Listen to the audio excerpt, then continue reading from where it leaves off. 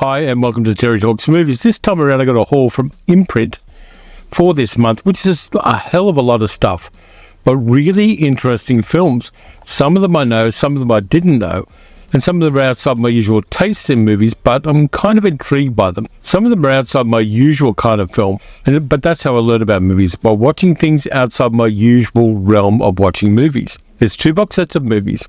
There's 1 television box set, which is really impressive, and there are individual films of the Imprint label. I'm going to start with this one from 1994. It's a movie directed by Boaz Yakin.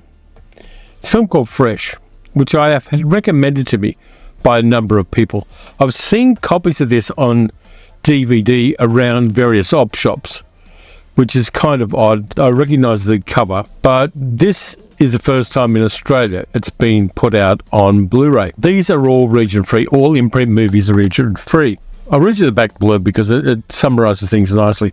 Disenchanted by the harsh realities of life in the city, a smart, streetwise kid named Fresh strives to create a better future for himself and his family by staying one move ahead of the local criminals. This is an edgy film and it's got some really fine actors in it. You see from the label there, if it'll focus, you've got Giancarlo Esposito, the bushy right, and Samuel L. Jackson.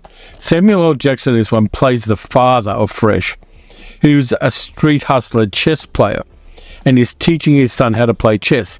And by doing so, he's also teaching him how to think strategically, which Fresh has to do. This film takes place during the crack epidemic in New York City in the 1990s. And one of Fresh's side hustles is to transport and sell drugs for a larger crime gang of older people. This has enormous impacts on his life. This has impacts on the way he sees himself, the way he sees his world, his friendships, his relationships, everything. Tough movie, a really tough movie. This is an almost forgotten movie now, which is a shame because it talks to the harsh realities of urban life in the 1990s. It was filmed in Bedford-Stuyvesant in New York. There are the extras on the back. High-definition presentation, audio commentary by the writer-director Boaz Yakin. The Rookie, director Boaz Yakin on creating a timeless first film featurette from 2023. Fresh on Track, actor Sean Nelson on The Prodigy he plays from 2023. Framing Fresh with cinematographer Adam Hollider. Fresh sounds, composer Stuart Copeland on the unconventional score of Fresh. 1 foot in the practicalities, 1 foot in the poetics. Loris Bender on the producer's role, which I find interesting. An archival interview from 1994 with Samuel L. Jackson. Archival interview with Giancarlo Esposito from 1994, and another one with Sean Nelson, who plays Fresh, and Nabushi Wright. Behind-the-scenes featurette, storyboards on the film comparison, cast audition tapes, gag reel, and a theatrical trailer. You're not going to get more extensive than all that. There's a slipcover, as I've shown you. I like this artwork on the inside one. But anyway, there it is there. That is an impressive piece of photography. On the back again, you've got the listing of the special features. There's the inside cover. Really interesting choice by Imprint, and not the sort of thing you'd expect an Australian releasing company to do. But releasing Fresh, it shows that Imprint is doing some really interesting choices as far as the movies they're selecting to be released on the label. So there's that one first off. The next couple are very female-oriented films, which are, well, there's only one way to say it, sex positive. This one, directed by Martha Coolidge, from 1991, Ramblin' Rose, with Laura Dern, her mother Diane Ladd, Robert Duvall, and Lucas Haas. It's a period piece mostly set in the 1930s, about a young woman called Rose who moves in with the Southern family to care for their children. Rose has got a previous history, even though she is a young woman, of being a sex worker.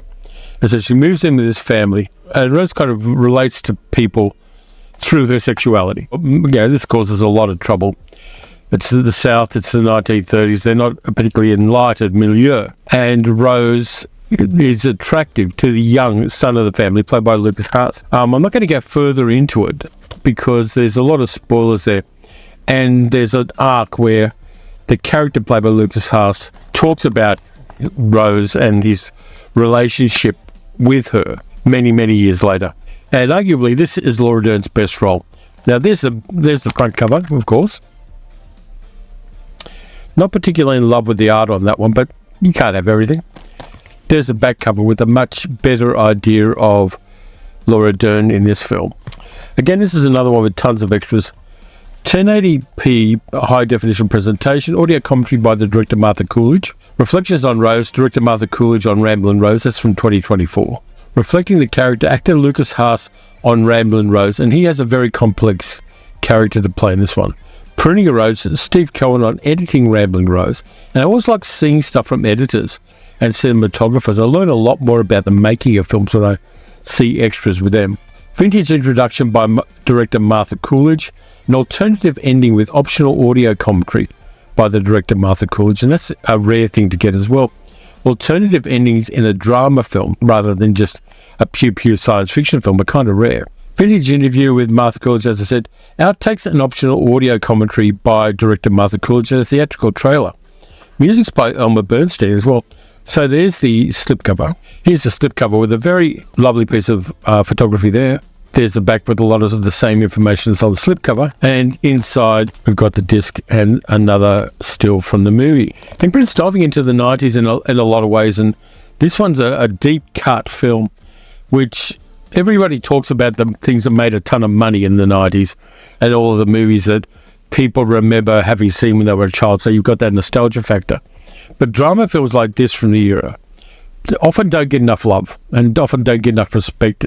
But this release, with all of the extras and with the interesting dynamic of having a movie about a young woman who is very open about her sexuality in the 1930s American South, isn't something that people are going to scream for, but it's still an interesting piece of cinema history and an interesting part of the career of Laura Dern. A movie from 2003, which has a very problematic person in it, Kevin Spacey playing the father of the main character, and he was also the producer on the film. The movie was written and directed by Matthew Ryan Hogue, and it's a thing called The United States of Leland, starring Don Cheadle, Ryan Gosling, Baby Goose, Chris Klein, Jenna Malone, Lena Olin, Kevin Spacey, and Michelle Williams. It's about a kid called Leland who's in juvenile detention because he's killed a schoolmate who has an intellectual disability. And so he gets interviewed about it. It becomes a very complex and troubling movie. When seemingly ordinary 15-year-old Leland stuns his quiet suburban community with a chilling crime,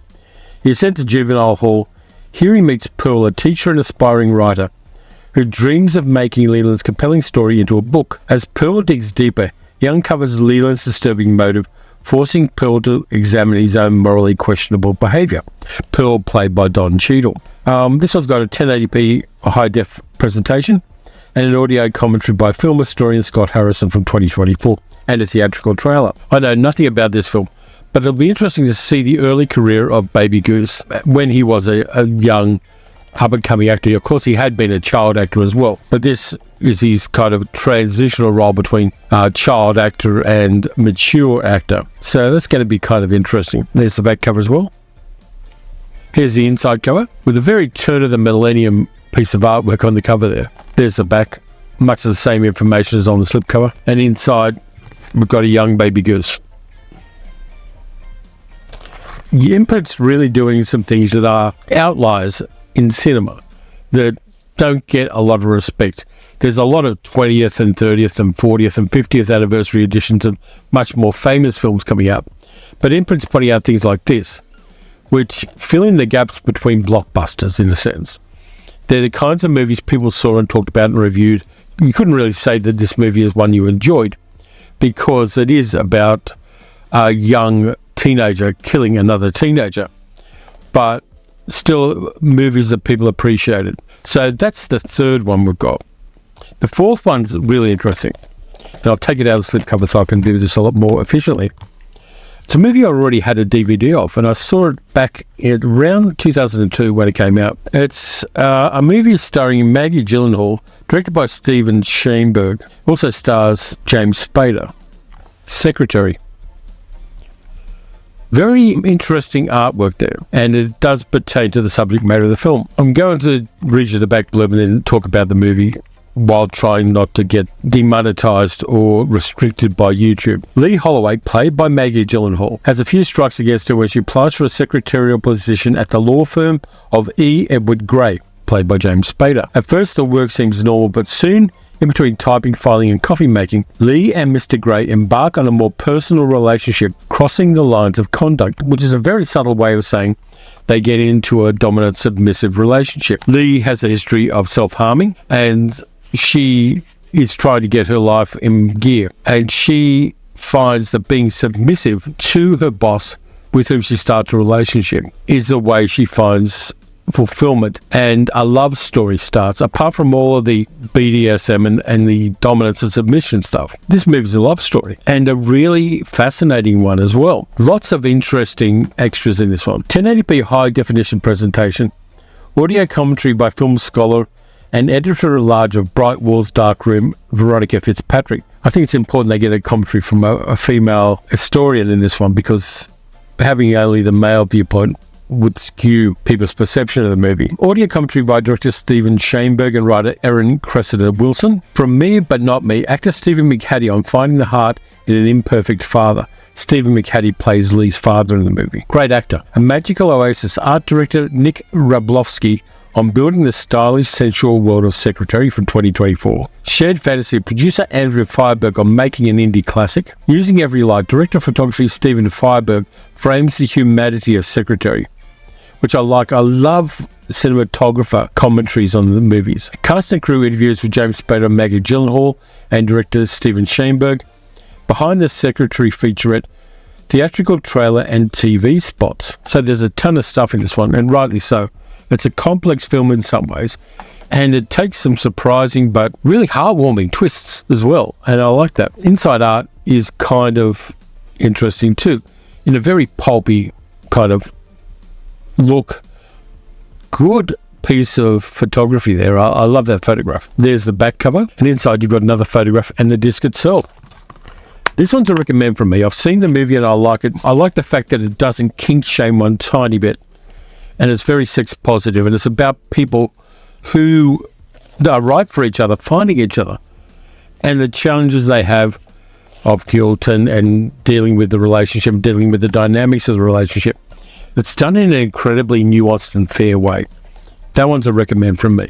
Then we get into the box sets, of which I have two. Okay, first of the box sets I've got for you is an interesting one. It's outside my comfort zone as a film appreciator. I haven't seen any of these movies, but I probably should have, but I did know a bit about them. Martin Scorsese Films of Faith, with three Martin Scorsese films: The Last Temptation of Christ, Kundun, and Silence. And it's a chunky box set because it's got a lot of extras in it. I'll show you the back cover so you can appreciate just how much extra information there is on this. Last Temptation of Christ and Kundun are 2-disc editions. The second discs have all the special features on them. But there is the list of all of the extras on here. And it is an impressively chunky box set. On the side you've got Willem Dafoe playing the guy. And on the back you have an image from Kundun and a quote from Martin Scorsese saying, "My whole life has been movies or religion. That's it, nothing else," which isn't true. His mother made a really good meatball. Solid, thick box set of Scorsese films that people tend to disregard when they think of the oeuvre of Martin Scorsese. They tend to think Raging Bull and Taxi Driver, and if they're a little bit weird, New York, New York. He was and is a very devout Catholic. He's made movies about spirituality. And the first one, of course, is about a guy you might have heard of, Last Temptation of Christ, and I love the cover art on that. That graphic design is chef's kiss good. This movie, when it came out, got a lot of protests outside cinemas, here in Australia as well as elsewhere, because people didn't like what Martin Scorsese did, which was treating Jesus Christ like a human being. Bit of a novel concept at the time, when he was much more like Kal-El to a lot of people than a human being who just happens to have been sired by the creator of the universe. But Scorsese took a different approach. There's the back with all of the extras on it. Inside, you've got the 2 discs, the movie and the extras. There's Barbara Hershey playing Mary Magdalene. And on the other side of this artwork, he said, movie it out. Basically, there's the picture. There's Willem Dafoe playing Jesus. There's Harvey Keitel playing Judas, and there's Barbara Hershey playing Mary Magdalene. Controversial film at its time, but I think it stood the test of time. It was made in 1988 but it's become more highly regarded in the years since then, which is the way good movies often are. This one was appreciated by a number of people, was hated by a number of people at the time, but now it's highly regarded. I really should watch that one and fill the gap in my movie knowledge. Next up, we have another tough concept for a movie. Kundun from 1997. Scorsese made a movie about the Dalai Lama's early life in Tibet.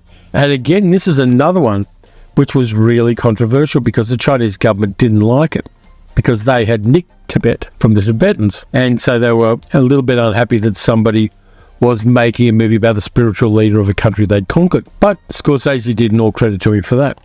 There's the back cover, which has got all of the extras, and there are a ton of them. There's one of the stills from the movie. There's the discs of the movie itself and the extras. One of the things I like about Scorsese is he'd make a movie like this knowing it wasn't going to make the big bucks, but it was a passion project for him, and so he made it in spite of the fact that it wasn't going to make boku returns.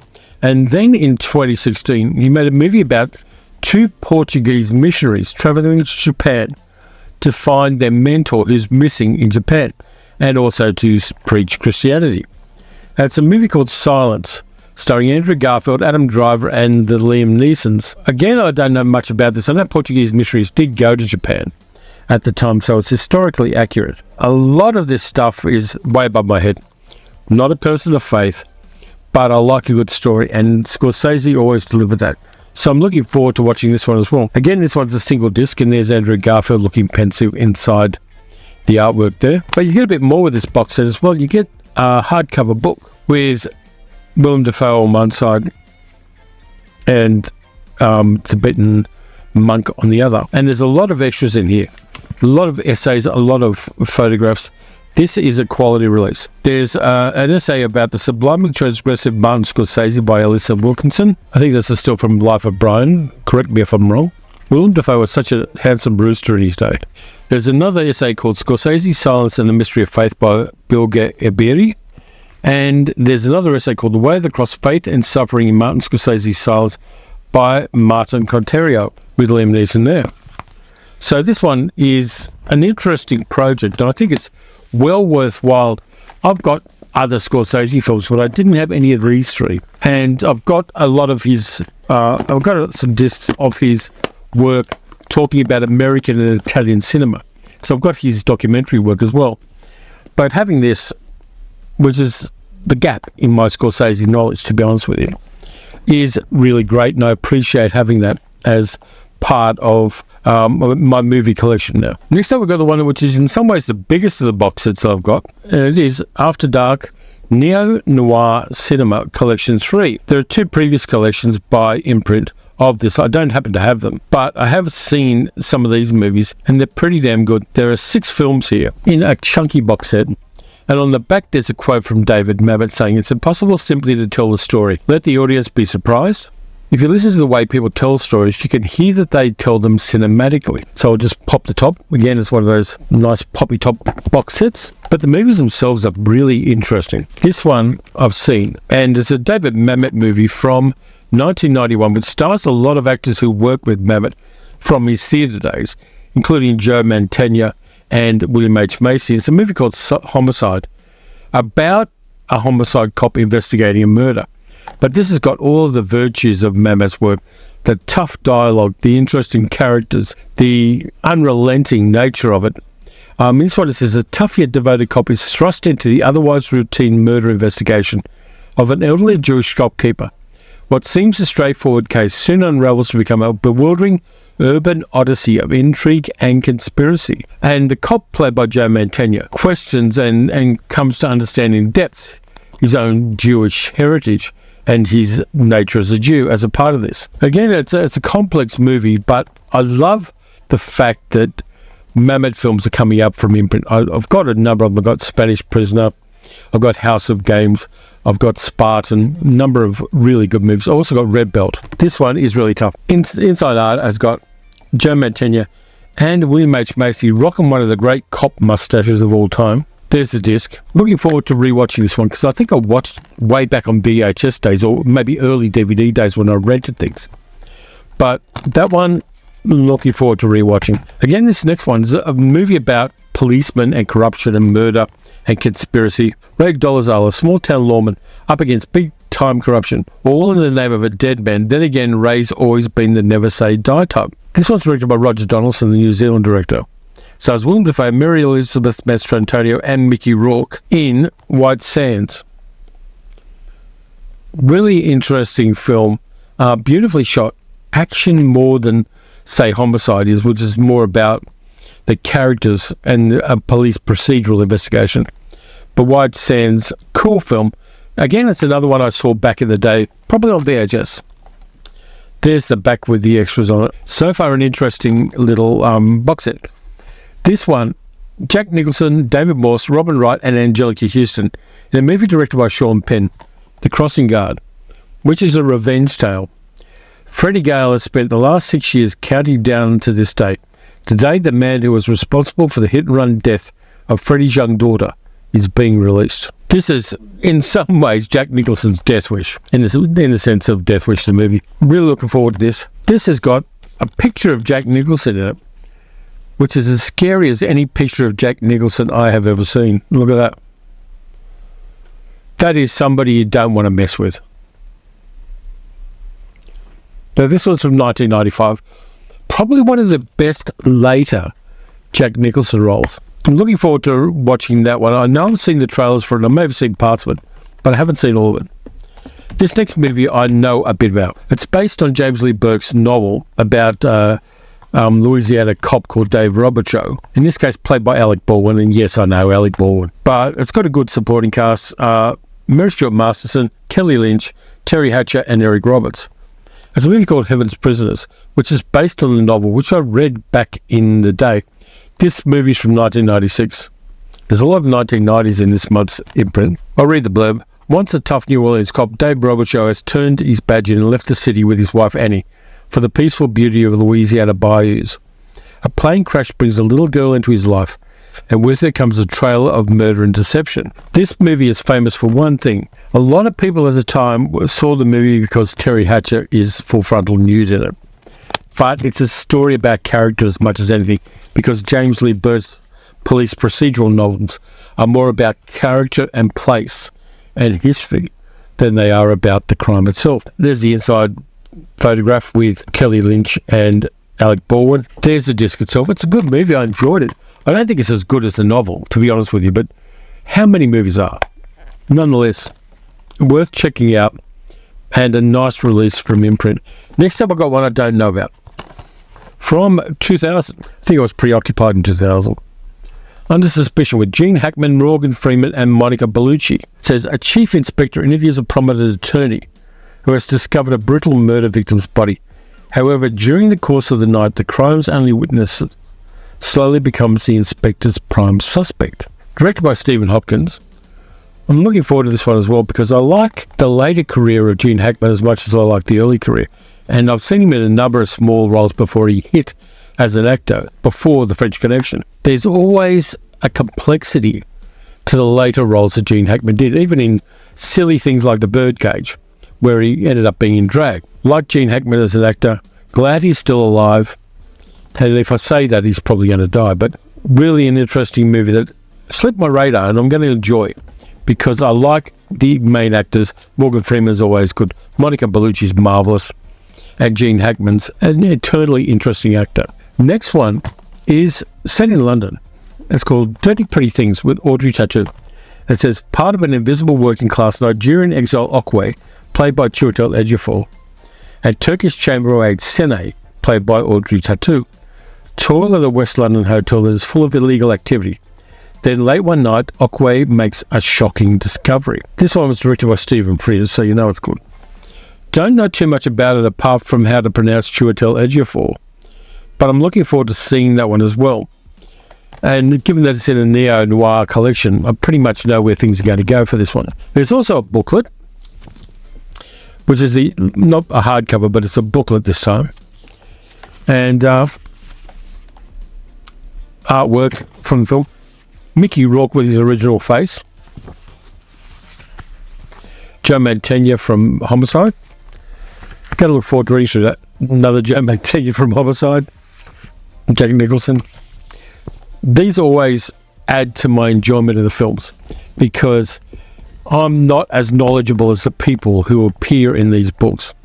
And so I always get more info so that my enjoyment of the movies is made more complex by the extras. Great box set. It's a shame I don't have the first two. Then we get to the television box set, which is the elephant in the room, which is the pachyderm in the parlor.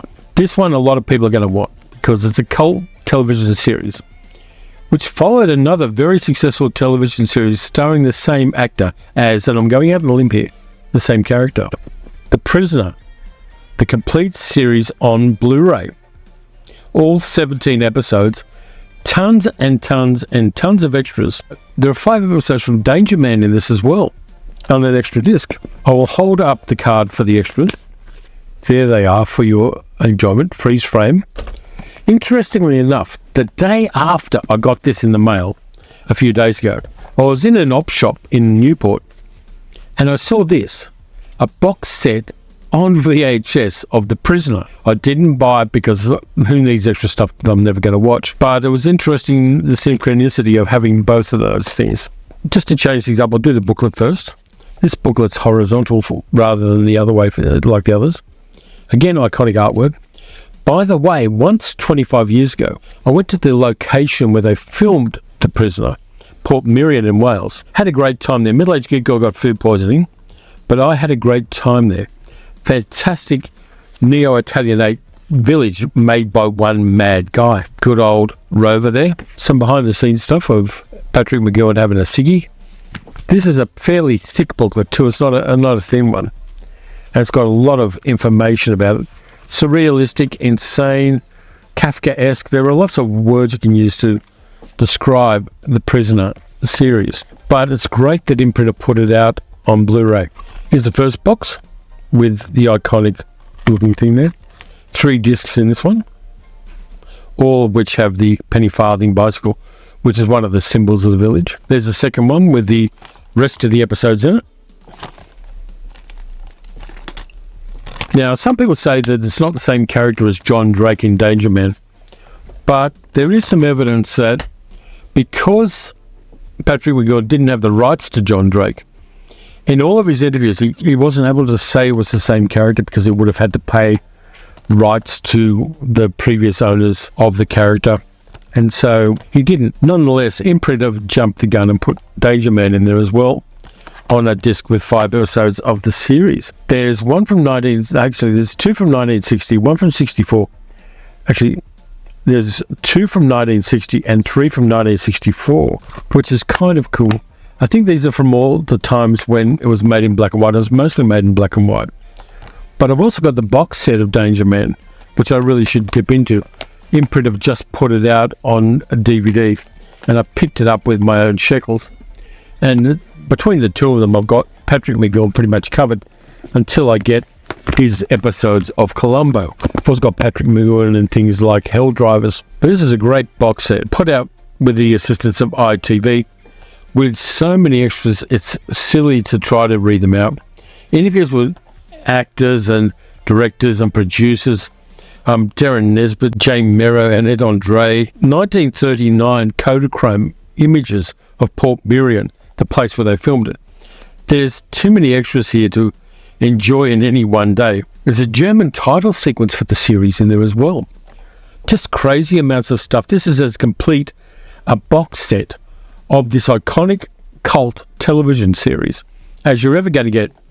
Once you got this, you're not going to need it. If it comes out on 4K, it doesn't matter. This is going to be the GOAT as far as I'm concerned. So that's it for this time around. All of these wonderful things from me, but thank you for the Imprint for sending them to me. They are marvelous. And the loveliest thing I think is that there's movies in here that when I watch them, they're going to stretch me as a movie viewer. And they're going to take me out of my comfort zone, which I have no right to be forever. And I'm going to be seeing movies that I wouldn't normally watch. And that's the joy of these things. I will post links to where you can get them from Imprint's website and Viavision's website, the parent company. Just some fantastic stuff here. I don't think everybody's going to want everything here unless you're an enormous Imprint completist. But there's a lot of interesting films here in a lot of different genres. and taking certain subject matters from a lot of different viewpoints, which is fantastic. So that's it for this time around. Thanks a lot for watching. If you enjoyed the video, like, subscribe, hit the notification bell. You can leave a comment. Let me know which of these you'd like and whether you would be interested in getting the Prisoner box set in particular, because I know a lot of people who watch this channel are mad keen on Patrick McGowan. You can also support the channel by becoming a channel member or by becoming a patron at patreon.com/terrytalksmovies. Next up, I've got the Wednesday video. Then we've got Science Fiction Saturday, when I'm doing a new release movie that's coming out this week. So until then, watch some good movies, watch some bad movies. Watch The Prisoner, and I'll catch you next time.